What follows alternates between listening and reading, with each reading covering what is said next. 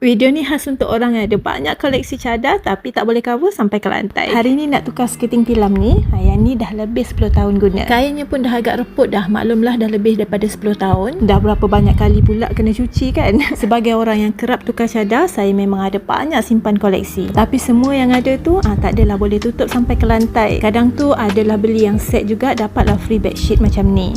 Tapi kalau guna yang ni je, nampaklah segala dosa kat bawah katil tu kan.